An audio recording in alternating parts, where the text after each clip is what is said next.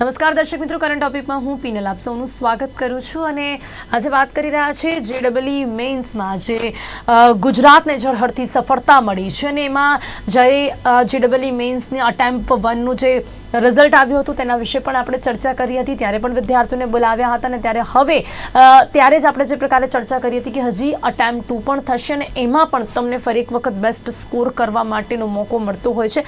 આ બંને જે પરીક્ષા લેવાતી હોય છે એટલે અટેમ્પ 1 અને અટેમ્પ 2 એમાંથી જે બેસ્ટ સ્કોર હોય છે એ વિદ્યાર્થીઓને ગણવામાં આવે છે અને પછી 2 લાખ વિદ્યાર્થીઓની તેમાંથી સિલેક્શન થતું હોય છે ને એ જે 2 લાખ વિદ્યાર્થીઓ હોય છે તેમનું જે આઈઆઈટી સહિતની પ્રખ્યાત એન્જિનિયરિંગ કોલેજો છે તેના પરિણામ પરથી તેમાં તમામ વિદ્યાર્થીઓને પ્રવેશ મળતો હોય છે. ઘણા વિદ્યાર્થીઓનું સ્વપ્ન હોય છે આઈઆઈટી અને બીજી જે પણ પ્રખ્યાત એન્જિનિયરિંગ કોલેજો છે તેમાં આગળ તેઓ ભણી શકે અને એન્જિનિયરિંગ ફિલ્ડમાં પોતાનું કરિયર બનાવી શકે. તે માટે આ ટોપમાં એટલે કે જેડબલઈના મેઇન્સમાં ટોપમાં આવવું એ ક્યાંક ખૂબ જ અઘરું કહી શકાય, કારણ કે ઘણી મહેનત કરવી પડતી હોય છે. એની માટે વિદ્યાર્થીઓ જે છે ખૂબ જ પહેલાંથી મહેનત કરતા હોય છે. બધા જ જે વિષયો છે, ફિઝિક્સ હોય, કેમિસ્ટ્રી હોય, મેથ્સ હોય, બધા જ વિષયોના જે પણ ન્યુમેરિકલ્સ હોય અને તેની સાથે જે પણ થિયરી હોય તેના પર ઘણું ફોકસ કરીને કામ કરવું પડતું હોય છે, ભણવું પડતું હોય છે. ત્યારે આજે વાત કરી રહ્યા છે જે જેડબલઈ મીન્સના અટેમ્પ 2નું જે પરિણામ આવ્યું છે એમાં જે વિદ્યાર્થીઓ ઝળહળ્યા છે, એમાં જે વિદ્યાર્થીઓ ટોપ કર્યું છે તેવા વિદ્યાર્થીઓની સાથે વાત કરીશું કે તે લોકોએ કઈ રીતે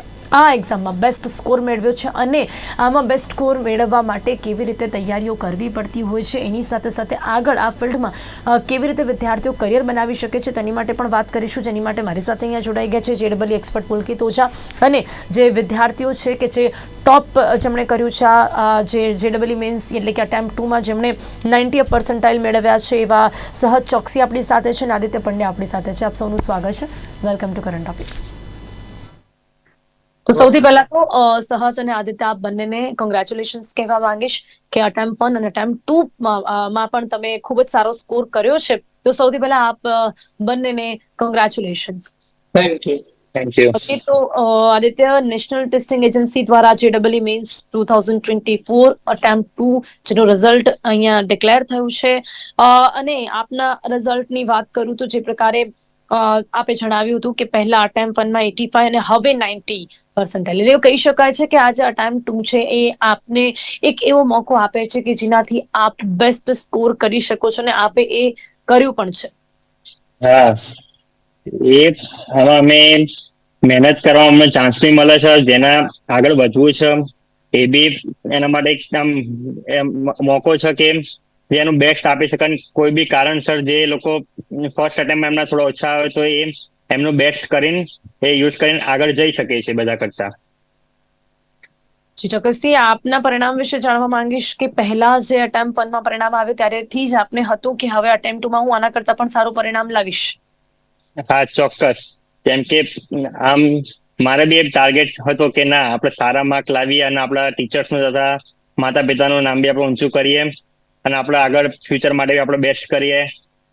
એટલે આપણે પહેલેથી ટાર્ગેટ તો રાખ્યો જ તો કે આપણે આપવાનું તો છે, સારું પરફોર્મ કરશું આપણે.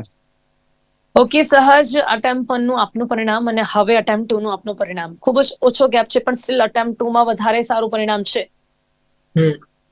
Yes, attempt 2 was actually really good because it gave me a lot of time to improve. 3 months is a lot of time to improve. I actually improved my physics and chemistry very much. Okay, શું પરિણામ હતું પહેલા અને હવે શું છે? First, I had 99.56 and now I have 99.97. Okay, એટલે already 99.56 જ્યારે અટેમ્પ 1માં આવી ગયા હતા સહજ, સ્ટીલ તમને હતું કે આનાથી પણ કંઈક સારું કરીને બતાવીશ? Yes. એટલે શું લાગતું હતું કે જ્યારે 99 સુધી તમે પહોંચી ગયા હોય એટલે એ પછી આપણને શું લાગે કે હજી મારે શું ઇમ્પ્રૂવ કરવું પડશે? તમને શું રિયલાઇઝેશન થયું? It's silly mistakes. Due to the exam pressure, you do some silly errors, which I had to improve now. Okay, તો તમને એવું લાગે છે કે તમને બહુ જ નાની નાની એવી મિસ્ટેક્સ કરી જેના કારણે Yes. એ પરિણામ આવ્યું ને એમાં પણ તમે ઇમ્પ્રૂવ કર્યું છે નથી? એમાં પણ આગળ તમે 99.97% લાવી ચૂક્યા છો. થર્ડ અટેમ્પ હોત તો હજી કદાચ તમે 100 લઈ આવ્યા હોત. It's very very good thing કે તમે ખૂબ જ સારું પરિણામ લાવ્યા છો. પુલકેતજી, આ જે જેડબલઈ મેઇન્સ છે એનું કેટલું મહત્વ હોય છે તમામ એન્જિનિયરિંગ ફિલ્ડના જે વિદ્યાર્થીઓ પોતાનું જે કરિયર આ ફિલ્ડમાં બનાવવા માંગતા હોય છે એની માટે આ ખાસ જે આ અટેમ્પ 2 છે એ કેટલું મહત્વનું હોય છે? સૌ પ્રથમ તો આપના માધ્યમ દ્વારા બંને વિદ્યાર્થીઓને જે ઝળહળતી સફળતા મેળવી છે એ હમ. બધા મેની કોંગ્રેચ્યુલેશન્સ. અને જીવનમાં ખૂબ જ સારી રીતે સફળતા અત્યારે તમે અચીવ કરી છે. હજી ઘણી જિંદગીની સીડી લાંબી છે, હજી ઘણું ચઢાણ બાકી છે. અને ઈચ એન્ડ એવરી સ્ટેપ્સ તમે હજી ખૂબ જ સારી રીતે અચીવ કરો, ખૂબ જ સારી સક્સેસ મેળવો. પુલકિતજી, આપનો અવાજ નથી આવી રહ્યો, આપનો ફોન મ્યુટ થઈ ગયો છે. હા, સૌપ્રથમ પ્લીઝ. તો જે સહજે વાત કરી કે 99.56 પીઆર પછી એને 99.97 પીઆર મેળવ્યા. ખરેખર એ ખૂબ જ હાર્ડવર્ક, સ્માર્ટ વર્ક, અને એ પોતે જે સમજી શક્યો કે સિલી મિસ્ટેક્સ જે થોડી ઘણી થઈ હતી એને ઇમ્પ્રૂવ કરી, જેને કારણે આ રિઝલ્ટ એ મેળવી શક્યો છે. 99.9 પીઆર એ કોઈ નાની સૂની વાત નથી. મહેનત ખૂબ જ અલગ લેવલની મહેનત એને કરી છે, અને તો જ આ પરિણામ મેળવી શક્યા હોય. અને જે પણ વિદ્યાર્થીઓ 90+ પીઆર મેળવી શક્યા છે એ દરેકની મહેનત ખૂબ જ સારી હોય, સ્વાભાવિક વસ્તુ છે. હા, એટલું ચોક્કસ છે કે હવે JEE મેઇન 1 and 2 બંનેની રિઝલ્ટ આવી ગયા પછી હવે એ બધા વિદ્યાર્થીઓ માટે જે લોકો એલિજિબલ થયા છે એ લોકો એડવાન્સની એક્ઝામની પ્રિપેરેશન કરશે. અને એક્ઝામ એડવાન્સની આપ્યા પછી જે મેરિટ આવે એ ઉપર આગળ IITs, NITs અથવા દેશભરની સારામાં સારી બીજી ઇન્સ્ટિટ્યૂટ, બિટ્સ પિલાની VIT, કદાચ મને ખ્યાલ છે સહજને હું પર્સનલી ઓળખું છું, એને હૈદરાબાદ AIEEE ઇન્ટરેસ્ટ વધારે છે. તો આવી બધી સારી ઇન્સ્ટિટ્યૂટની અંદર એડમિશન મળવાની શક્યતાઓ ખૂબ જ વધી જાય છે. હા, એટલું ચોક્કસ છે કે IITમાં જવા માટે જે અત્યારે 2 લાખ સ્ટુડન્ટ્સ એલિજિબલ થયા છે એમાંથી પણ હજી સ્કોર એ લોકોએ કરવો જોઈએ, જેથી IITs માટેની ઓપોર્ચ્યુનિટીઝ ઓપન રહે. હા, એટલું ચોક્કસ છે કે આ રિઝલ્ટ ઉપર NITsમાં તો એડમિશન 99.9999% કન્ફર્મ છે.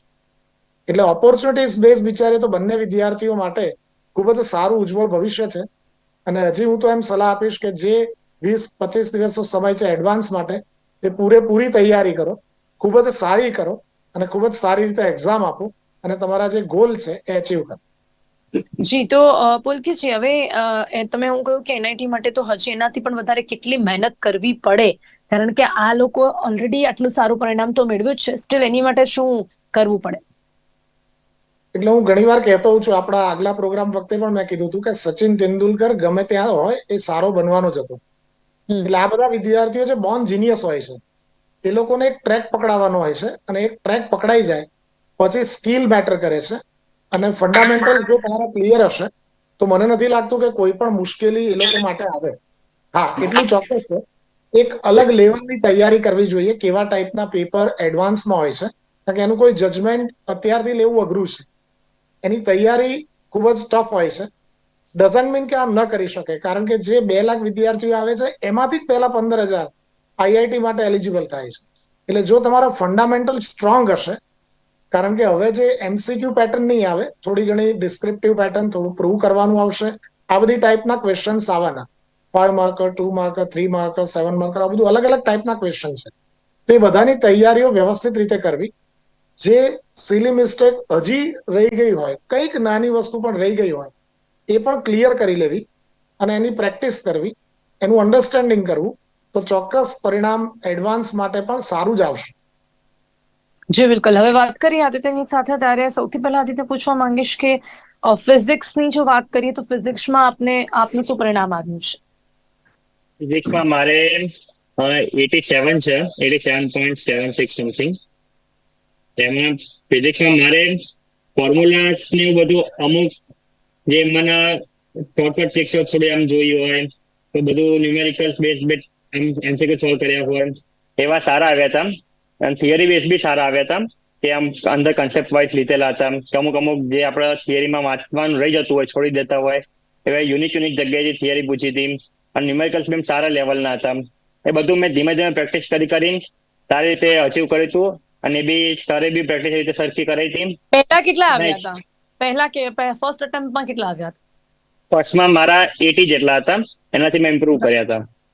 ગ્રેટ. તો શું લાગે છે કે ફિઝિક્સમાં સારા માર્ક્સ જો તમે લાવી શક્યા છો, એની માટે શું ટિપ્સ આપશો તમામ જે વિદ્યાર્થીઓ કે જે હવે આની માટેની તૈયારીઓ કરવા માંગતા હોય? એ પહેલા મેન આમાં તમે કોડ બેઝિક કન્સેપ્ટ થી ફંડામેન્ટલ તમારે સ્ટ્રોંગ હશે તો તમે એડવાન્સ સુધી થોડા લેવલ ઉપર જઈ શકો. તમારા બેઝિક કન્સેપ્ટ એકદમ સ્ટ્રોંગ હશે ને, આપણે જેમ કહીએ કે ઘર બનાવવા માટે બી એની નીવ સ્ટ્રોંગ હોવી જોઈએ, તો તમે બેઝિક ફંડામેન્ટલ્સ તમારા ક્લિયર હશે તો એના પછી એની પ્રેક્ટિસ કરીને તમે એને સ્ટ્રોંગ કરીને અચીવ કરી શકો છો તમે રિઝલ્ટ સારું. જી બિલકુલ. અને ન્યુમેરિકલ્સ માટે શું કહેવા માંગશો? તેમાં ખાસ કરીને ફિઝિક્સમાં ન્યુમેરિકલ્સ ઘણા ટફ પડતા હોય છે લોકોને. ન્યુમેરિકલ્સ તમારે એટલે પ્રેક્ટિસ જલ્દી જેટલી પ્રેક્ટિસ કરો એના સાથે તમને ક્લિક થવા લાગે કે ના આના સ્ટેપ્સ આ રીતે આવે, આ ફોર્મ્યુલા અહીંયા યુઝ થાય, એની પ્રેક્ટિસ થી જ એ વસ્તુ આવે. બાકી એ ડાયરેક્ટ લર્ન કરવા જાઉં તો એનાથી શક્ય જ નથી. એની જેટલી બને એટલી પ્રેક્ટિસ કરવી જરૂરી છે. ન્યુમેરિકલ્સ ની અલગ અલગ જોતા રહેવા પડે એના માટે બી પ્રીવિયસ સેક્શન દરેકે. જી સહજ, શું કહેશો ફિઝિક્સમાં તમારા કેટલા માર્ક્સ હતા અને હવે કેટલા આવ્યા છે? મારા ફિઝિક્સમાં ફર્સ્ટ અટેમ્પ્ટમાં હતા 80, which was 97 percentile. Now I have 95 marks, which is 99.2 percentile. Great. એટલે 80 થી સીધા 95. શું લાગે છે ફિઝિક્સમાં શું મહેનત કરી જ્યારે એટલો સારો સ્કોર તમે લાવી શક્યા છો? ફિઝિક્સ બહુ ઇઝી આવે છે, ફોર્મ્યુલા બેઝડ એન્ડ કન્સેપ્ચ્યુઅલ આવે છે, so it was not tough. I just had to reduce the silly errors which I did in first attempt. And what about numericals? Numerical ટિપ્સમાં શું કહેવા માંગશો સ્ટુડન્ટ્સને? Numericals, same. You have to practice a lot. You have to be confident in your answer because there is no option. You have to do more practice. પણ તમને લાગે છે કે ક્યાંક ને ક્યાંક આના ફોર્મ્યુલાસ જે હોય છે બહુ જ કન્ફ્યુઝિંગ હોય છે, એટલા વધારે હોય છે કે જેને લર્ન કરવા ટફ રહેતા હોય છે સ્ટુડન્ટ્સ માટે, તો તમે કોઈ પણ એડવાઇસ આપવા માંગો છો કે ન્યુમેરિકલ્સના જે ફોર્મ્યુલાસ છે એ કઈ રીતે યાદ રહી શકે છે અને વેર ટુ અપ્લાય એ સ્ટુડન્ટ્સને ખબર પડી શકે? See, for formulas, you have to first do your basics strong. Then you have to do revision based on these formulas. You have to revise them almost every day so you can remember them. It's not just one day you can remember them. Okay. જે પણ numericals છે તમને બુકમાં પૂછવામાં આવતા હોય છે, શું એવું કહી શકાય છે કે જેડબલઈ મેન્સમાં એ ડિટો ન્યુમેરિકલ્સ પૂછાય છે કે બીજી બધી ઘણી પ્રેક્ટિસ કરવી પડતી હોય છે? Nowadays, it's just repeated numericals from previous years. Like if you did last 5 years of previous years, you can see almost similar questions every time. Okay. So it means કે જે પેપર સોલ્યુશન છે that will help us, right? Yes, solving previous years will help us definitely. Okay. Pulketji, હવે physics માટે આપની શું advice છે? Overall ફિઝિક્સમાં કેવી રીતે સારા માર્ક્સ મેળવી શકાય છે? સ્ટુડન્ટ્સને શું કહેશો? કેવી રીતે આપ તૈયારી કરાવડાવો છો? ચોક્કસ આ વિદ્યાર્થીઓ પાસેથી બહુ ઓછું આવું સાંભળવા મળતું હોય છે કે ફિઝિક્સ ઇઝી છે. કારણ કે હા, normally એક્ઝેક્ટલી. problem છે. લોકો રડતા હોય છે ફિઝિક્સ અને મેથ્સ માટે મોસ્ટલી. રાઈટ. એટલે આ સ્ટુડન્ટ્સને કાયમ કીધું કે just because something is difficult doesn't mean you shouldn't try. It means you should just try harder. એને ફોલો કર્યું, રોજે રોજ રિવિઝન કર્યું, અને એવા કોઈ ટફ જેડબલઈ મેઇન્સ લેવલ ઉપર એટલા ટફ નથી હોતા. જો તમે proper practice, proper way, fundamentals તમારા ક્લિયર હોય, સ્ટ્રોંગ હોય અને રિવિઝન પ્રોપર થતું હોય તો કોઈ મુશ્કેલી નથી પડતી. હા, એટલું ચોક્કસ કહીશ કે એડવાન્સનું તૈયારી આખી અલગ લેવલની છે અને એ લેવલની તૈયારી માટે શોર્ટ ટેકનિક્સ, અમુક શોર્ટ ટ્રિક્સ, અમુક એવા ફંડામેન્ટલ્સ જે બહુ ઇઝી વે નોર્મલ લોકોને ખ્યાલ ના આવે એવા પ્રકારની જો તૈયારીઓ સાચવીને સમજીને કરવામાં આવે, અલગ ટાઈપની પ્રેક્ટિસ કરવામાં આવે તો ચોક્કસ એડવાન્સ પણ એટલા લેવલનું ટફ નથી હોતું. મેઇન થિંગ પ્રેક્ટિસ છે. એ જેટલી પ્રેક્ટિસ કરીએ એટલું જ રિઝલ્ટ સારું આવે. જી. અને ફિઝિક્સમાં ન્યુમેરિકલ્સ માટે આપણે જે વાત કરી રહ્યા છે કે જે આ સ્ટુડન્ટ્સ તમે પણ પૂછ્યું કે જે બહુ કન્ફ્યુઝિંગ હોય છે, જેમાં ફોર્મ્યુલાસ અપ્લાય કરવા એ પણ ક્યાંક બહુ કન્ફ્યુઝિંગ હોય છે અને ઘણી વખત સ્ટુડન્ટ્સ એવા અટવાઈ જતા હોય છે ન્યુમેરિકલ્સ સોલ્વ કરવામાં કે જ્યાં એ લોકોને બહુ જ ટાઈમ લાગી જાય છે. નો ડાઉટલી અહીંયા તમારી પાસે 4 ઓપ્શન્સ પણ હોય, સ્ટીલ આપણે એ પણ કહી શકીએ ત્યારે પણ જે ઓપ્શન્સ હોય ને એ પણ એટલા કન્ફ્યુઝિંગ આન્સર્સ હોય છે કે એમાં અટવાઈ જતા હોય છે સ્ટુડન્ટ્સ. તો કેવી રીતે સિલેક્શન કરવું કે તમે કયા ક્વેશ્ચનને પહેલા સોલ્વ કરી શકો છો? ટાઈમ મેનેજમેન્ટ ફિઝિક્સ માટે ખાસ કરીને મેઇન થિંગ એક જ છે, કારણ કે ટેક્સ્ટ બુક કે કોઈ પણ રેફરન્સ બુક યુઝ કરતા હોય વિદ્યાર્થી તો એની અંદર જે થિયરી બેઝ ક્વેશ્ચન છે, એની અંદર જે ફોર્મ્યુલાઝ આવે છે એ વિદ્યાર્થીઓ યાદ રાખતા હોય છે, પણ એને રિલેશનમાં અલગ ચેપ્ટરમાં જે થિયરી આવે છે એમાં જે ફોર્મ્યુલાનો યુઝ કરતા જો શીખી જાય તો બે અલગ અલગ ચેપ્ટરને કમ્બાઈન કરીને એક ક્વેશ્ચન અથવા બે અલગ અલગ યુનિટને કમ્બાઈન કરીને ક્વેશ્ચન જે JEE મેઇન્સમાં પૂછાતા હોય છે એ બહુ ઇઝીલી સોલ્વ કરી શકે. ફોર એક્ઝામ્પલ 11th સ્ટેન્ડર્ડ હોય કે 12th સ્ટેન્ડર્ડ હોય, એના બે અલગ અલગ યુનિટ્સમાં કેટલીક ફિઝિકલ ક્વોન્ટિટી કોમન હોય છે. તો એ બંનેનું રિલેશન શું છે એ ટેક્સ્ટબુકમાં નથી કે ડાયજેસ્ટમાં નથી, પણ જો એ વિદ્યાર્થી વિચારી લે કે આનો આન્સર આ રીતે અલગ યુનિટમાં જઈને કરવાથી આ ફોર્મ્યુલા ત્યાં પણ હતી, એ બંને યુનિટની ફોર્મ્યુલા ક્લબ કરી દે તો આસાનીથી આન્સર મેળવી શકે. એટલે એવી જી. કોઈ વસ્તુ ટફ નથી હોતી. જી આદિત્યજી સાથે હવે વાત કરીએ કેમિસ્ટ્રીને લઈને, તો કેમિસ્ટ્રીમાં આપના શું માર્ક્સ હતા અને હવે અટેમ્પ્ટ 2 માં કેટલા માર્ક્સ આવ્યા છે? કેમિસ્ટ્રીમાં મારા ફર્સ્ટ અટેમ્પમાં 85 હતા અને સેકન્ડ અટેમ્પમાં 94 ક્લિયર થયા હતા. એમાં ઓકે, તો કેમિસ્ટ કેમિસ્ટ્રીમાં કેવી રીતે તમે આ સ્કોર ડેવલપ કર્યું છે, કેવી રીતે આ સારો સ્કોર કરી શક્યા છો? મેઇન તો વસ્તુ પ્રેક્ટિસ જ છે. કેમિસ્ટ્રીમાં આમ ડેલી રિવિઝન કરવાનું હોય, જેમ કે ઓર્ગેનિકમાં રિએક્શનો ને બધું ઇમ્પોર્ટન્ટ હોય છે. બ્લોક્સ જેમ કે અને પી બ્લોક ને એવા ચેપ્ટર્સ હોય છે, તો એમાં બી ગ્રેસ્પિંગ પાવર ઇમ્પોર્ટન્ટ હોય છે. અને જેમ કે ફિઝિકલ કેમિસ્ટ્રીની વાત કરીએ આપણે, તો એમાં ન્યુમેરિકલ્સ ને એવું આવતું હોય, થિયરી બી આવતી હોય, તો એમાં બી પ્રેક્ટિસ મેઇન છે.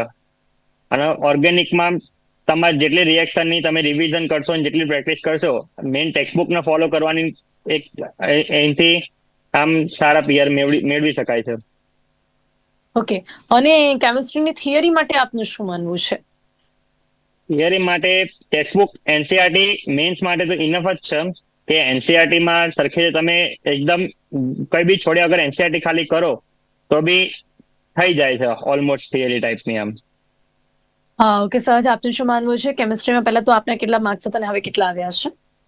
ફર્સ્ટ અટેમ્પમાં 95 હતા અને સેકન્ડમાં બી 95 જ છે માર્ક્સ. ઓકે, શું લાગે છે 95 થી પણ વધારે સ્કોર કરવો તો? બસ એક સિલી એરર થઈ ગઈ હતી, બાકી થઈ જાત.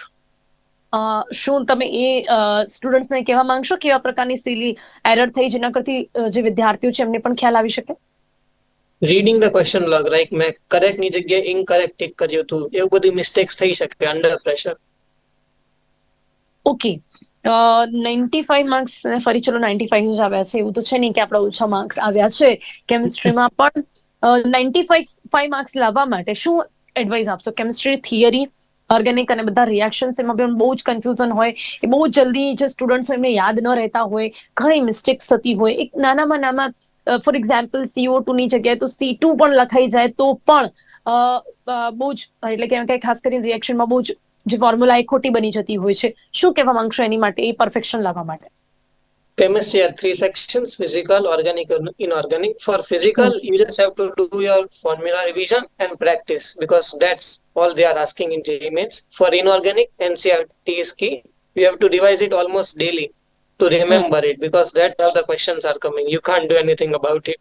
For organic, you have to first understand the theory. A teacher, if well understands it, you can also learn it from him. It will also help. Okay such, આમાં તમે પેપર્સ માટે શું કહેવા માંગશો? કેમિસ્ટ્રીમાં પણ જે પેપર સોલ્યુશન છે તે કેટલા હેલ્પફુલ રહેતા હોય છે? એક બહુ હેલ્પફુલ હોય છે. તમે જૂના યરના સોલ્વ કરો તો એ તમને ડેફિનેટલી આમાં બી હેલ્પ કરશે, કારણ કે જૂના યરમાં એકચ્યુઅલી વધારે ટફ હતું.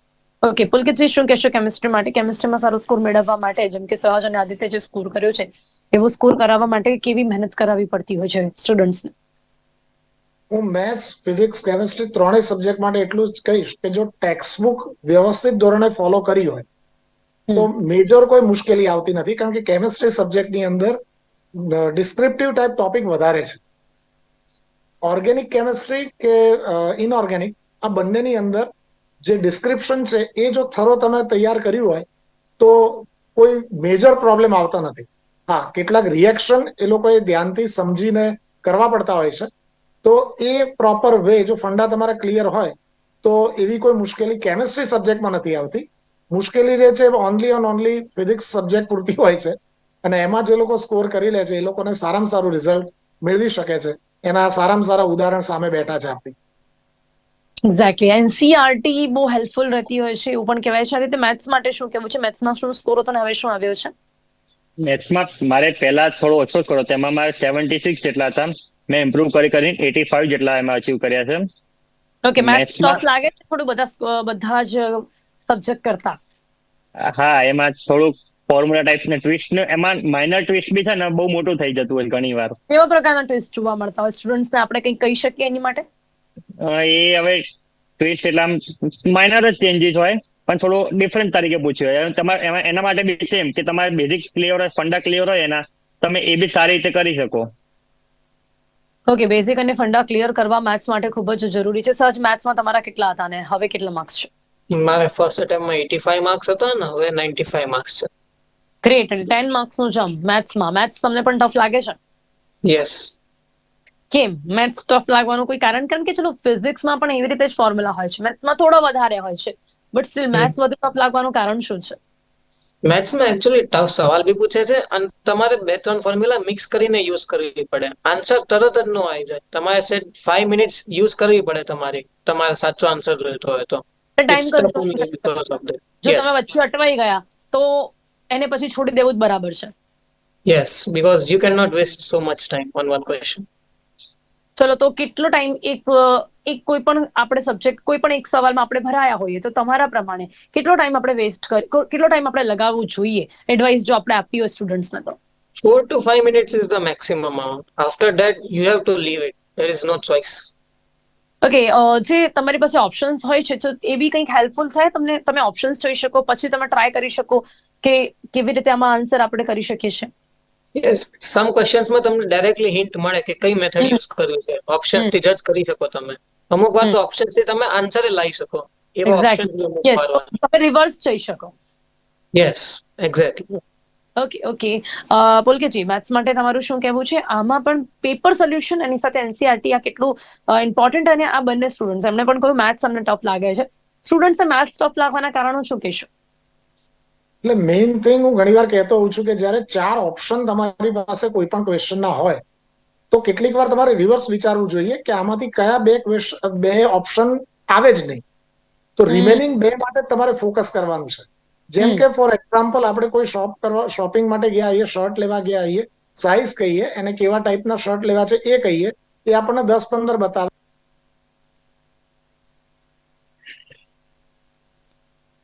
પુલકેતજી, આપનો અવાજ નથી આવ્યો. સિલેક્ટ કરીએ અને પછી એમાંથી એક સિલેક્ટ કરીએ. તો સેમ વે અહીંયા પણ એવું જ છે કે 4 ઓપ્શન આપણી પાસે છે, એમાંથી 2 નથી અને પહેલા દૂર કરો, બાકીના 2માં થોડોક ટ્રાય કરો. એક્ઝેક્ટ આન્સર સુધી તમારે નથી જવાનું, પણ જો નિયર બાય પણ તમે પહોંચી જાવ તો તમને આઈડિયા આવી જાય કે હવે આ જ આન્સર છે, એ ઓપ્શન તમે ઇઝીલી ચૂઝ કરી શકો. એટલે આ પેટર્ન પણ અમુક ક્વેશ્ચનમાં યુઝ થઈ શકે છે.